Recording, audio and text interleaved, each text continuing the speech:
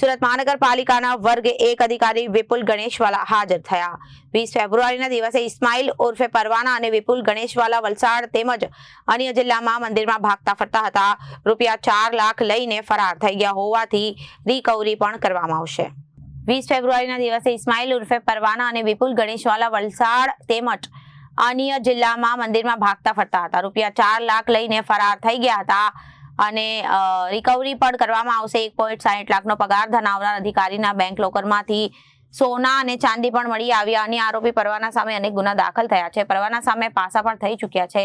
પરવાના હાલ ભૂગર્ભમાં ઉતરી ગયા છે અને વિપુલ ગણેશવાલા અને પરવાના થકી ઘણા લોકો સાથે આ પ્રકારે લાંચ માંગી હોવાનું પણ શક્યતા નકારી શકાય તેમ ન હોવાથી તપાસ શરૂ છે। સર, કઈ રીતની તપાસ અધિકારી પકડાય છે એ ચર્ચામાં શું? ગઈ તારીખ 20 ફેબ્રુઆરીના રોજ એસીબીમાં કાર્યપાલક ઇજનેર વિપુલ ગણેશવાલા તથા એક પ્રજાજન ઇસ્લામ ઉર્ફ પરવાના વિરુદ્ધમાં ગુનો રજીસ્ટર થયેલો અને આ તપાસ ચાલી રહી હતી। આ દરમિયાન ગત રોજ લિંબાયત ઝોનમાં ફરજ બજાવતા કાર્યપાલક ઇજનેર વિપુલ ગણેશવાલા એ એસીબી સમક્ષ હાજર થયા છે અને તેઓની અટકાયત કરી આગળ તપાસ હાથ ધરેલી છે।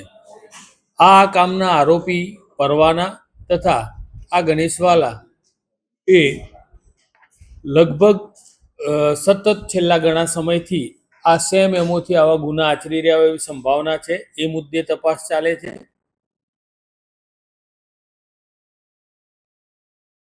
જણાઈ રહેલું છે તેમજ આ કામનો જે સહ આરોપી છે ઇસ્લામ ઉર્ફ પરવાના એની વિરુદ્ધમાં અલગ અલગ પોલીસ સ્ટેશનોમાં કુલ મારામારી અને ખંડણી જેવા બીજા અન્ય 6 ગુનાઓ પણ રજીસ્ટર થયેલા છે અને એમાં એ પાસા પણ ભોગવી ચૂકેલો છે।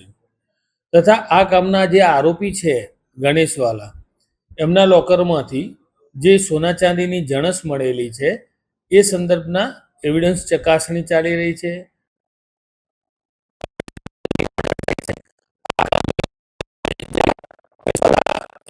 જે ઇન્સ્ટ્રુમેન્ટ મોબાઈલ આ યુઝ કરતા હતા એની રિકવરી ને આ બધી તપાસ પણ બાકીમાં છે અને આ તમામ મુદ્દાઓની તપાસની છણાવટના અંતે જે કોઈ પર પરિણામો મળશે અમે આપને જણાવીશું।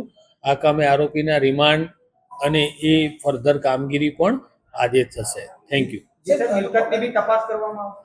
હા, જે બી પુરાવાઓ મળશે તમામ ઇન્વેસ્ટિગેશન કરવામાં આવશે અને આ કામના જે આરોપી ગણેશવાલા છે એમની સેલરી 1,60,000 રૂપિયાની છે અત્યારે અને એ કાર્યપાલક ઇજનેર તરીકે 2021માં પ્રમોશન મેળવી અને પ્રથમ કતારગામ ઝોન અને હાલમાં છેલ્લા 3 વર્ષથી લિંબાયત ઝોનમાં ફરજ બજાવે છે।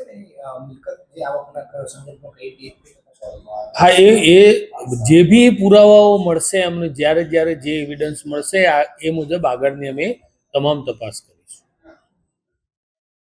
Reporter Arvind Rathod, Janadesh news, Surat.